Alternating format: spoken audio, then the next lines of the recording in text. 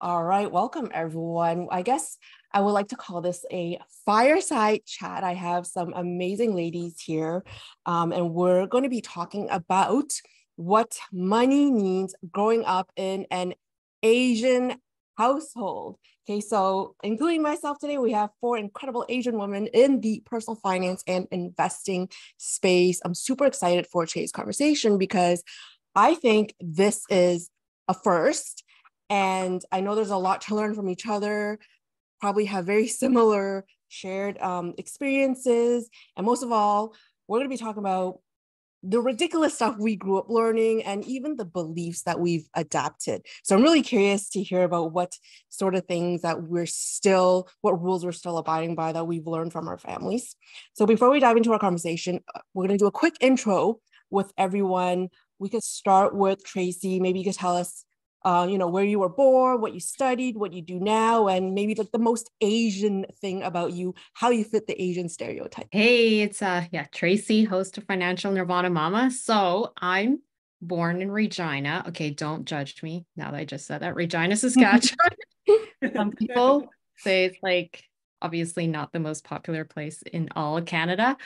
And I grew up in a rough neighborhood in Regina. So that's probably why I got this little bit of the dark side in me. And I got into a lot of fights growing up, and I skipped school. I skipped school in kindergarten, in grade one. I almost got kicked out. So it's a very, let's say, non-traditional upbringing. No kidding. But then I fell into the Asian success plan around grade six, where I actually started taking grades more seriously because I was really embarrassed to get 5% on an exam, and everyone was looking at me. And this is like seriously like a memory that's torched in my mind. And that's when I told myself, I'm getting money to go to university, because I found out my parents also non-traditionally did not save up money for my education. So I had to figure it out my own. And so my goal was literally to get a scholarship. So I followed the Asian success plan, where I got the good grades, went to good university, went to engineering, super Asian. And then I even got a government job eventually, which was like my parents' dream. Then I quit at 35 years old. So I would say that's pretty much super Asian of me. And I also did Chinese dancing. That's like, yeah, so Asian of me. Me too.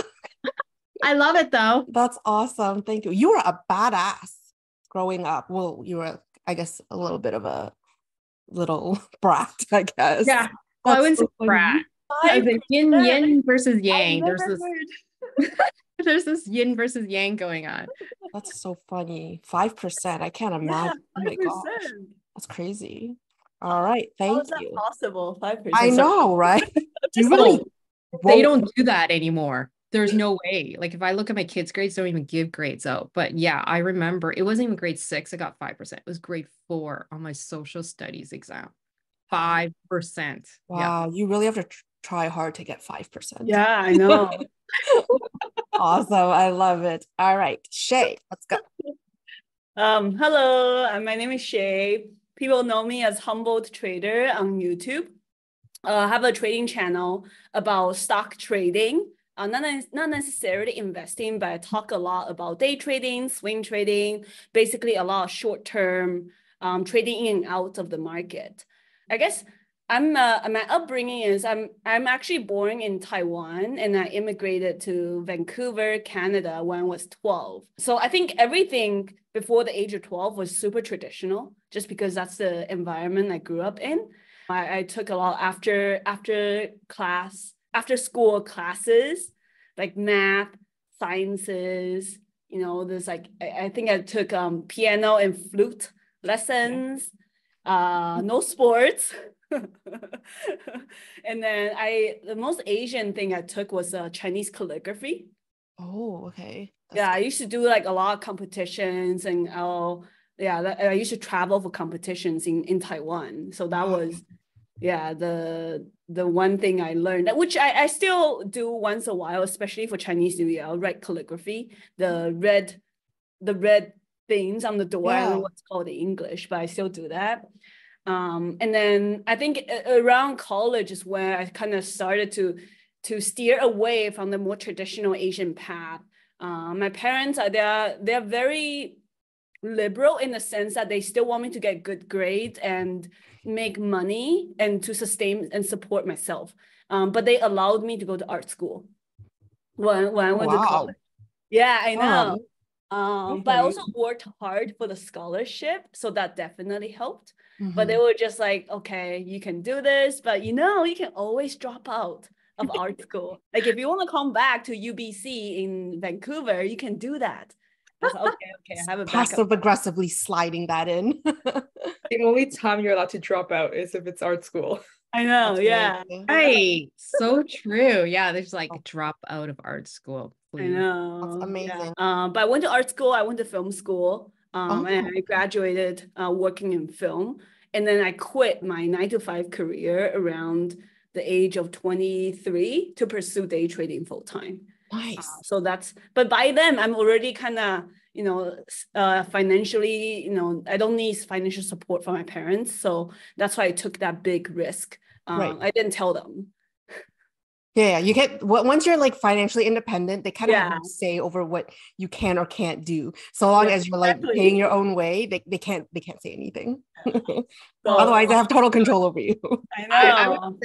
I would say they will say something like they would have.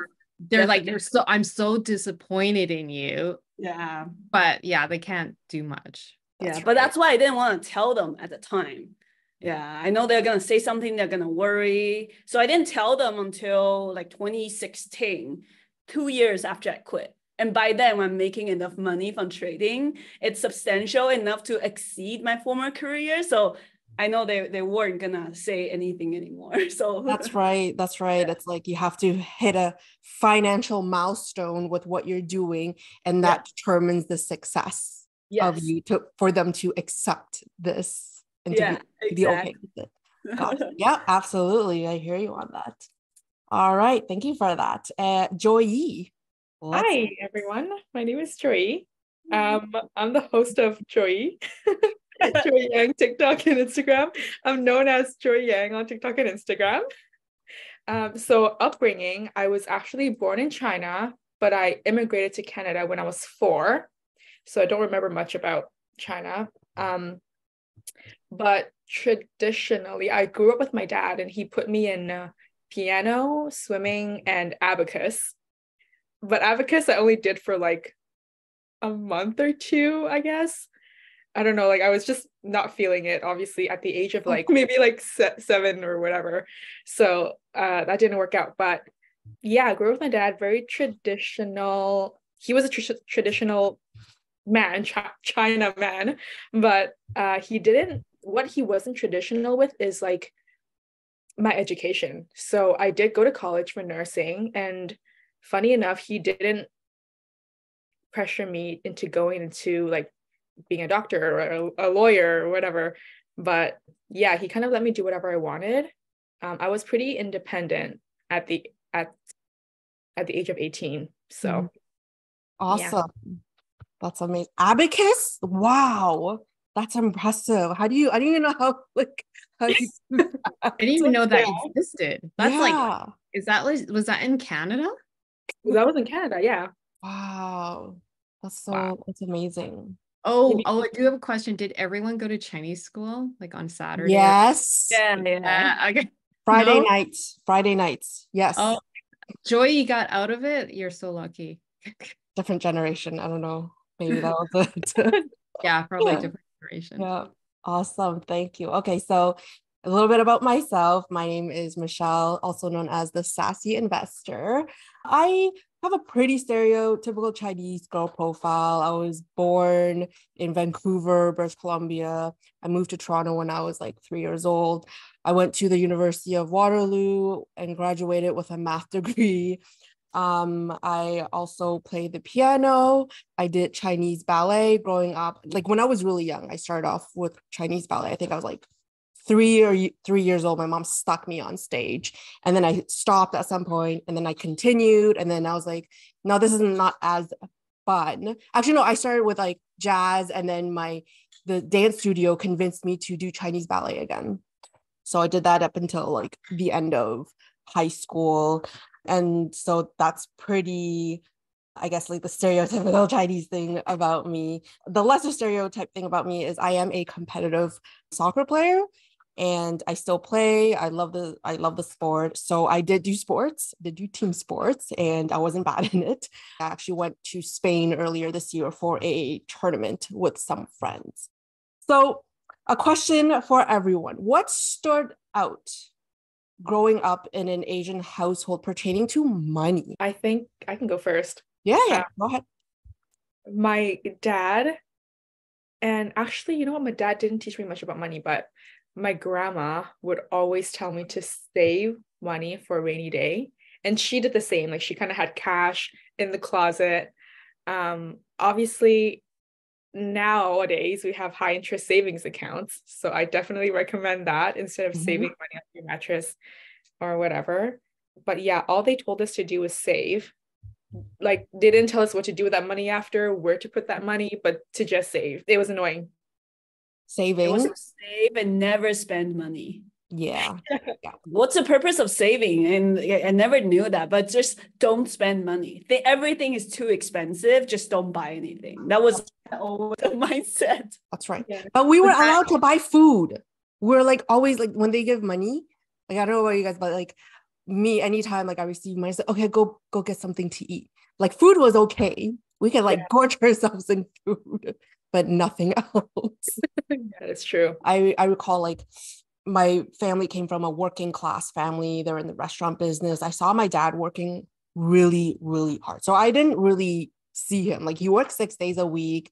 We barely went on any trips, minimal time off, missed so many things, right? And it's interesting. It's not like I resent him or anything.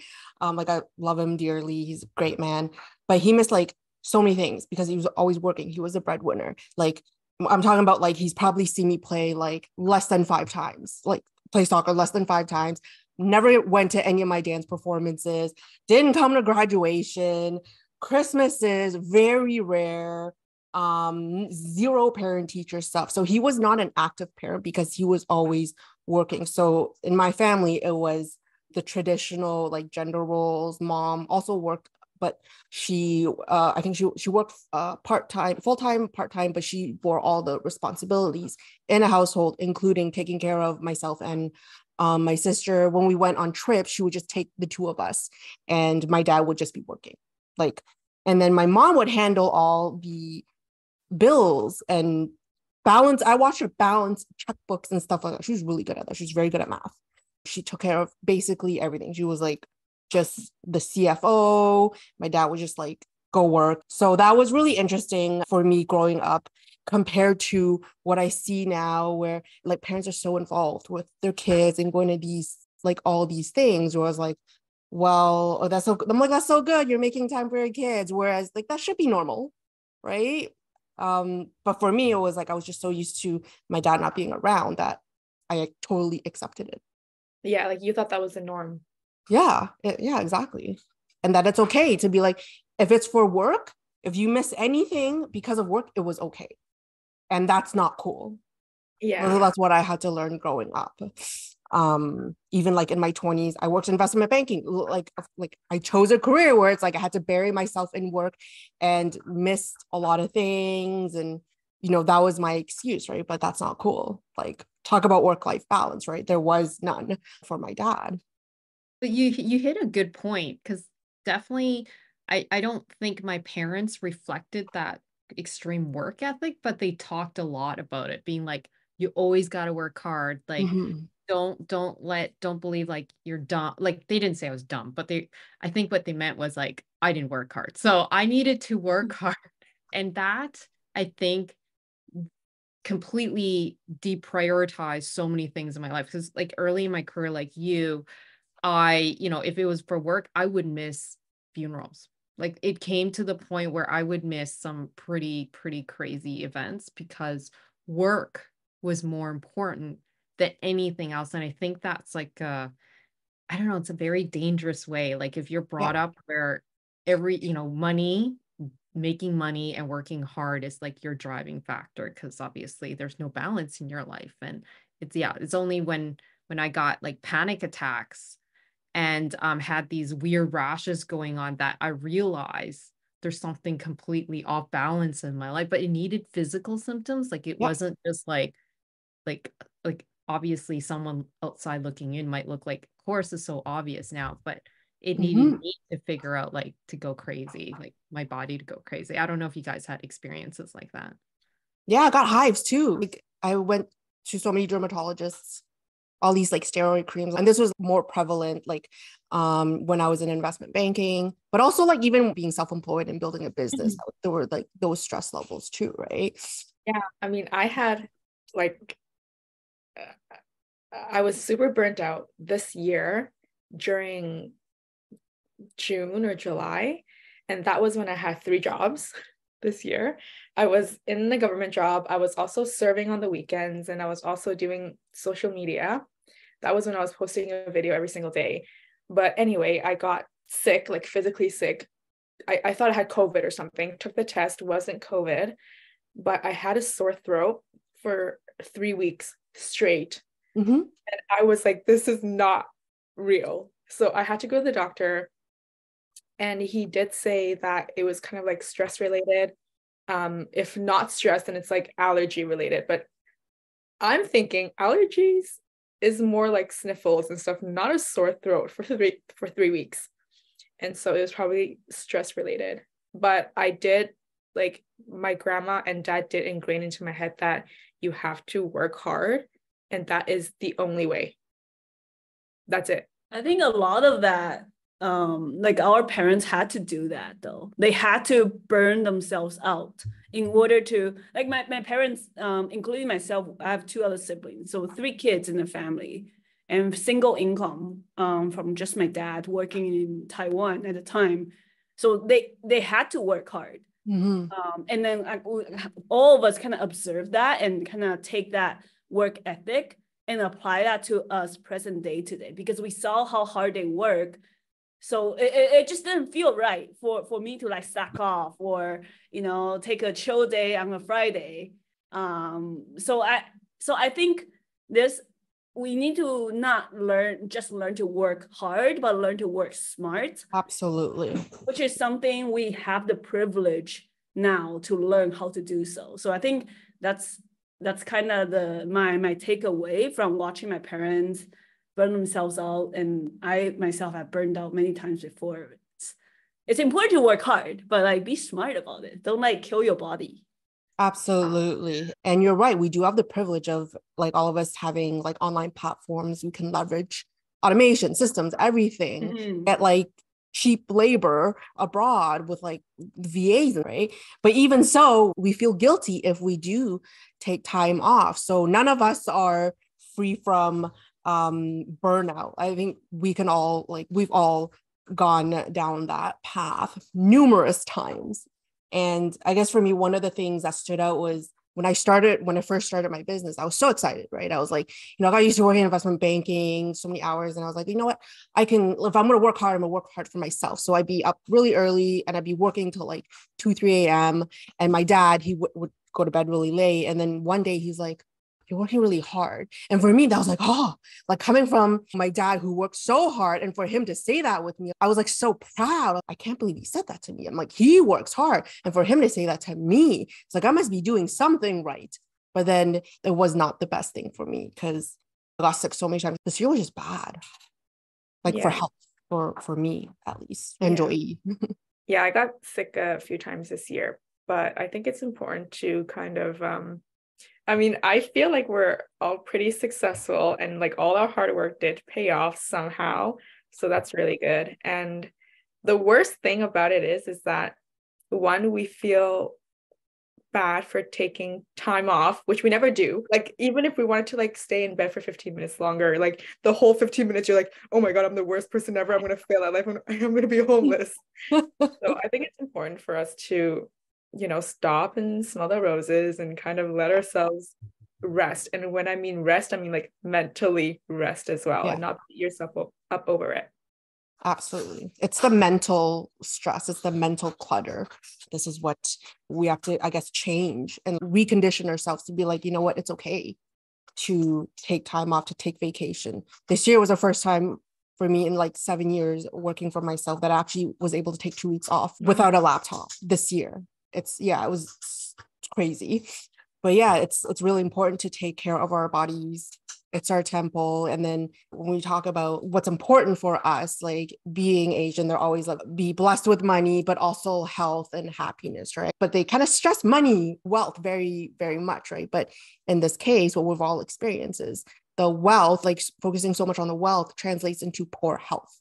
Did you end up following your parents' plans for you? Like, are you considered a failure by your family standards doing what we do, which is, I guess all of us are doing kind of non-traditional things? I can go first. I would say when I left first engineering and quit the government, my mom didn't tell me this, but my mom told my dad, like, she is incredibly disappointed in me and couldn't say it to my face. And my dad was crushed. I mean, he supported me, but like, I think he was like, he's like, my daughter's a bum now, like literally a bum. Like she's got 2 kids. She's left, a golden pension. She's quit engineering and she's got no job prospects. Like that's pretty much where I was at. I just told him like, I'm just quitting. I don't know what I'm going to do. But I said like, I'm not worried financially because like I've invested and he knew that I've been investing for a long time, but definitely had no plan for the future. And I think that scares people. Like, of course, like if you were a parent and your kid tells you, oh, I'm going to leave medical school and I don't know what I'm going to do, you're going to be scared for them. So I can understand it from my parents' perspective, but yeah, in their mind I was a failure. And then even every time when I decide to switch something, like recently a couple of years ago I left a consulting job that was insanely good money, and again they were like, what WTF, like what is wrong with you? And it doesn't matter. It's just more like they can't understand the way, like if I guess it's more like, why can't you just suck it up and just do it? Like, right. And I'm just like, well, I can't just suck it up and just do it. And the risk, and they think of it as too risky because they think, oh, I'm going to go backwards in income. But in reality, it hasn't happened that way. I had to take that risk, but I didn't see it as a risk. So you got to believe in yourself at the end, right? You got to, rather than always follow your parents' advice. Yeah. So but by their standards of success, it's measured by financial gain. Financial success is like how they measure success, period, right? Like it's security. I think that's more it. It's security. Like, because financially gain, like I think I've done way better than I ever thought, nor did my parents ever think. But because it's not secure, it's not steady, it's entrepreneurial, then it's like, why would you do that? Because the whole reason we came to Canada is so that you can have a guaranteed job and not worry about when your next paycheck is going to come from. So in their mind, it's like you're kind of reverting.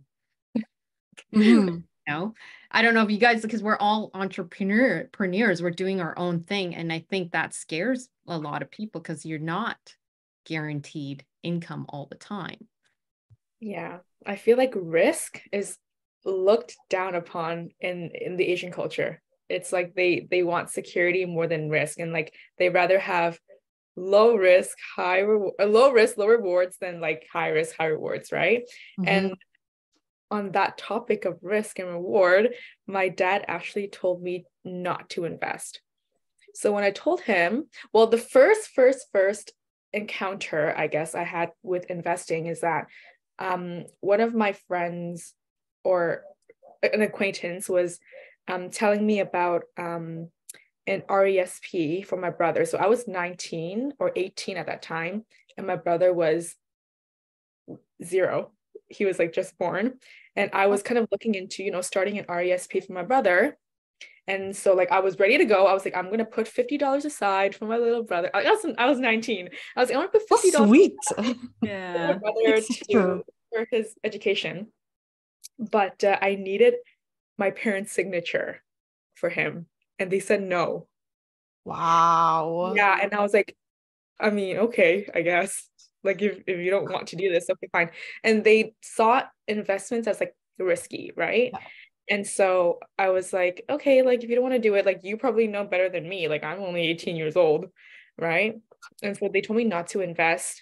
And I feel like now with like all this financial knowledge on the internet, like, investment vehicles like stocks, ETFs, index funds, and like especially maybe like high interest savings accounts where they're at like 4% now. Even now when I tell my parents and they know that I'm in finance and investing, even now when I tell them, hey, this bank is giving 4% high interest like savings, they're like, that must be a scam. Like they look at these investment vehicles as like scams, but it's actually smart to do this. But I guess they're just like super stuck in their old traditional way. So cash in the closet, under the bed, or buy real estate. I think real estate was the only acceptable investment because it's a hard asset. We could see and touch it, right? Yeah, very interesting. How we kind of like went against that like norm or what they're uncomfortable with. My parents did invest in, like, they went to the bank, they had mutual funds, which was like a big step beyond what the traditional, I guess, Asian people would see as like a safe investment. My mom wasn't very happy with it, obviously, because fees were really high. So she kind of knew what was going up, but again, she didn't know enough. And I wasn't helping her in any way back then. So I didn't know what I was doing when I was younger. So any other comments on what you consider like a failure by your family standards? I think I know some Asian parents where they would only see their children as successful if they hold a title that they can brag about to their friends. So I've heard of that, but luckily my parents don't really care about that. I think what they always just wanted is, like Tracy said, security and make sure I can support myself. I don't need to necessarily help them out, but they just want me to be able to support myself. So in that sense, I don't think they see me as a failure. That's what I'm trying to say. I think they are proud of me, even though in the back of their mind, there's always that worry, right? Okay, what if one day she loses money in the stock market, or one day YouTube doesn't work out? So there's always that worry at the back of their head, I'm sure, but I haven't asked them for money for the last 10 years. So I think they're okay. Yeah, exactly. And that's the thing. There's always these like what ifs, right? But then there's like these other what ifs that we see. What if we get laid off from jobs? Like we're just, a number in these big corporations, right? I was laid off from my investment banking job. I struggled to find work, and because they came here with the idea that get a good education, get a good white-collared office job, work 9 to 5 for the next 30, 40 years, and you retire, and you won't have to work as hard. That's what I'm saying. You don't have to work as hard as your dad, like working in the restaurant business. We'll go work a 9 to 5 job, but then like my office job wasn't 9 to 5. Yeah. It's not like you can just coast, right? Once you get 9 to 5, it doesn't work that way. Exactly. Like your mind, we're still like, there's so many like quote unquote like traditional 9 to 5 jobs. They're not 9 to 5. Mentally, they're not 9 to 5, right? So even like so many, and we all know people that are just like needing huge break, the burnt out from these traditional 9 to 5 jobs. They're really not 9 to 5.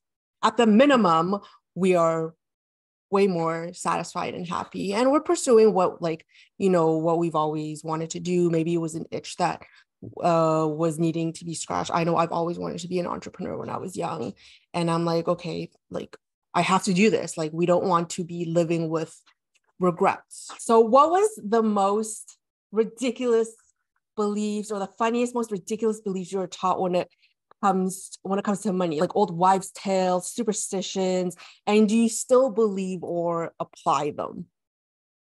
Who wants to go first? I kind of have one, but it's not really Asian. Okay. Like when I used to work in my government job, I would always put like my backpack on the floor, and a coworker of mine, she's like a lot older. She would always tell me, Joyee, you need to pick up your bag or you're going to lose money by like leaving it on the floor or something. I've never heard of that before. Interesting. Yeah, I've never Never heard of it either.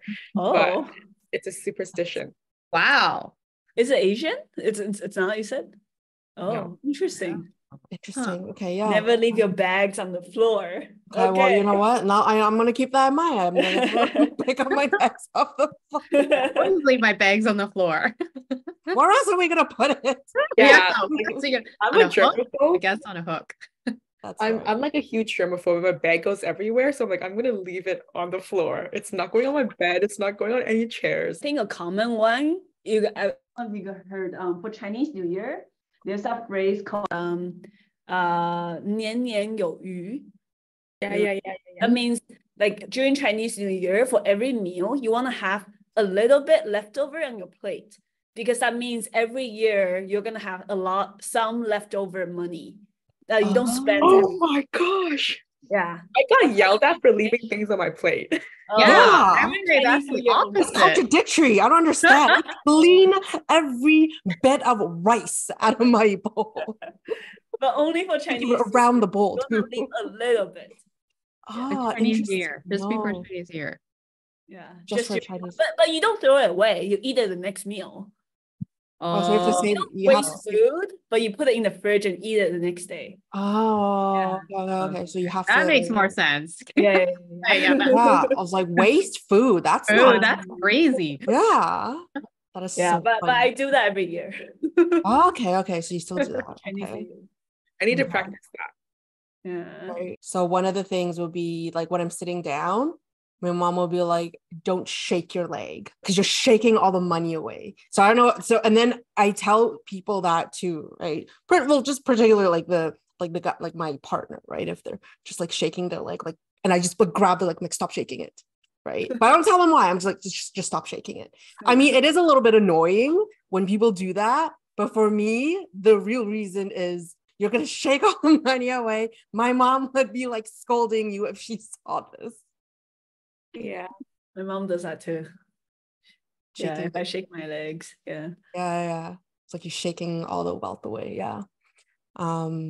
Yeah. Anything else? Like I could go on because my family was all into feng shui. We I get a want to know a little reading. bit more. Hmm? I want to know a little bit more. Like, what else do they say? Yeah, what else? Yeah, wanna I don't- know. Yeah, I don't know many of them other than like don't wear blue because it's bad luck, or Oh, yes. Yeah. or don't wash your hair for like a few days before a certain, I don't know, like do you guys get that? Like before New Year's Eve, you're not supposed to wash your hair before your birthday or whatever, and otherwise you wash the luck away. Yeah, there's this thing about washing luck away. I've never heard of that, but I heard you have to. I had to clean my room before New Year's Eve, so that. But don't clean after. Like if you don't get a chance to clean, you can't clean in the New Year because then you're cleaning away all the luck. So if you go in with a dirty room, whatever, just don't clean anything. But you have to do it before. Wait, Yeah, is that New Year like Grandma January 1st? would have that. Mm-hmm. My grandma had a lot of like weird Yeah. things, like It's my grandma. don't wear blue at a funeral. Don't wear white. Don't wear Yeah, white in like- general. White hair ties in general. Like this one. Yeah. Oh no. Yeah. Like that was my grandma. I don't know why. Like just don't buy shoes. Like don't buy shoes. Don't buy shoes. For a certain day. I can't remember which days. Like don't buy shoes either like in like either the new year or like when someone dies. I don't know. I can't remember. It's like it's crazy. Yeah. There were a lot of these just little things, and it has a lot to do with just don't bring bad luck or don't wash away good luck. And you like a lot of things to that effect. I was taught a lot, but I was like, okay, over time, I was like, I'm not listening to this stuff. Yeah. Because it's not serving me. Even when we were buying like a house, my mom would bring the print, like the layout, whatever, to her feng shui lady, our feng shui lady. We get a reading every Chinese New Year's, but she's like, you can't have a house with 2 doors, like the double door houses. It's like too much wealth will go out the door. So buy a Oh house my with single God. door.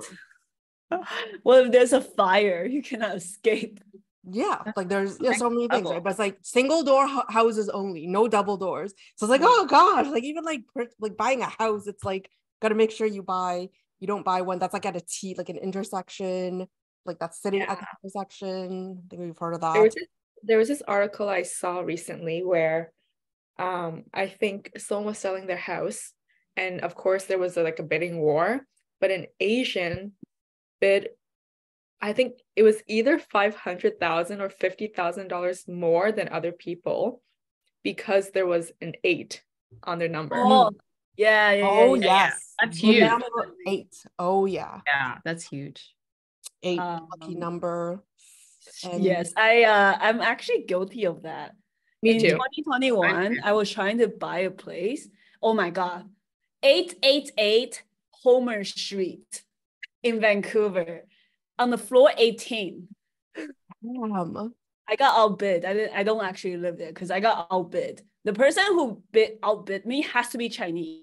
Absolutely. Well, You're in Vancouver. Yeah, in Vancouver. All places. Yeah. Super I know, competitive. I was so mad. You know what's funny is that when I was buying my condo, my real estate agent, he was Chinese, and the person who was selling is also Chinese. So he was like, if you want to put in an offer like 888.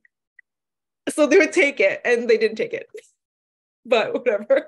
But like, yeah, these superstitions are like actually running this real estate game. That's a thing, yeah, especially when there's like a lot of like Asian people involved, right?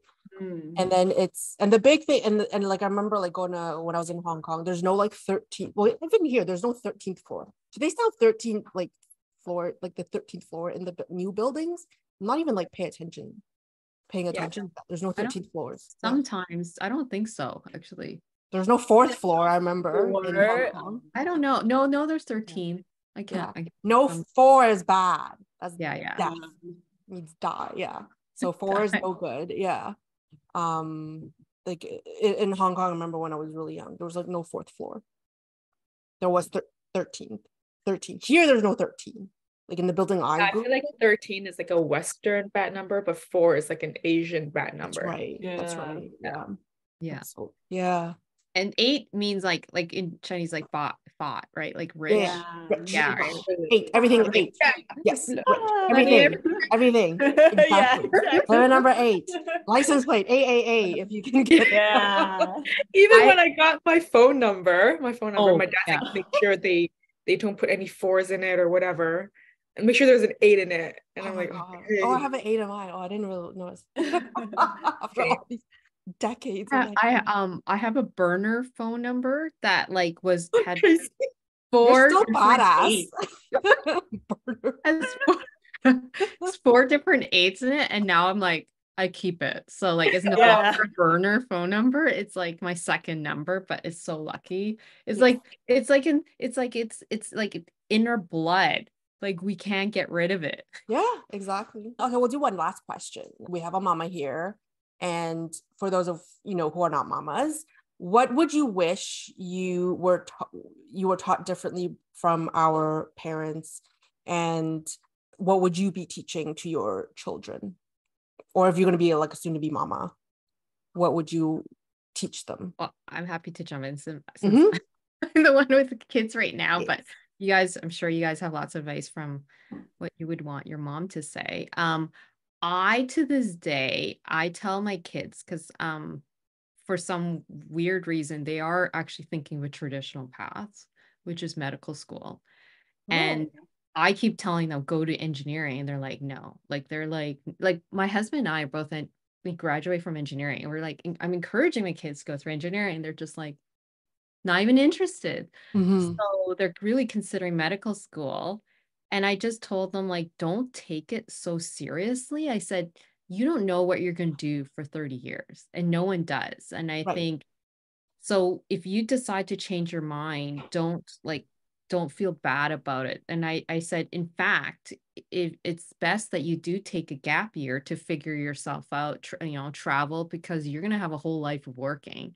And then if you want to make more money, actually move around every 2 to 3 years in your career, because that's how you can negotiate your salary. And I think, like, for me, I wish I was told that. I did that intuitively because I also just got bored in life and I need to move on. But I mean, I think that's a great advice for people. Like, the traditional path, sticking around for 30 years is probably not going to work. And if you want to earn more income, it's better to move around.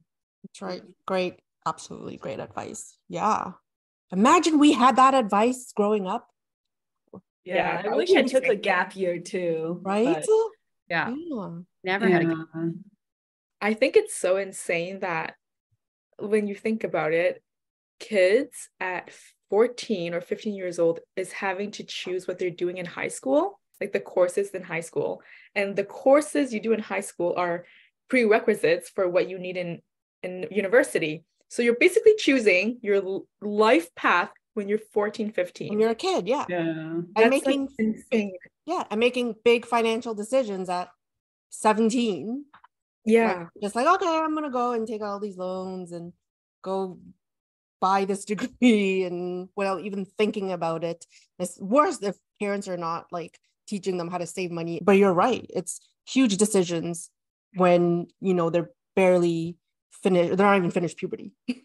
Yeah. Yeah. Yeah. Well, what I wish my parents would have taught me is like, I wish they taught me everything. Everything, like how to invest, what compound interest is, how credit cards work, why it's important. Literally everything. Like I wish I knew sooner. But good thing that I did start at an earlier age. Non-traditionally, I did get kicked out at 19. So I had to be like, okay, what is the credit score? What's happening? And like, I bought my car when I was not 17. I bought my car when I was maybe 19. I don't remember now. But I had to like, work hard and save up and know what a credit score is to get like this interest rate and things like that. So You have to fend for yourself. it would have been better though if I learned it at 15.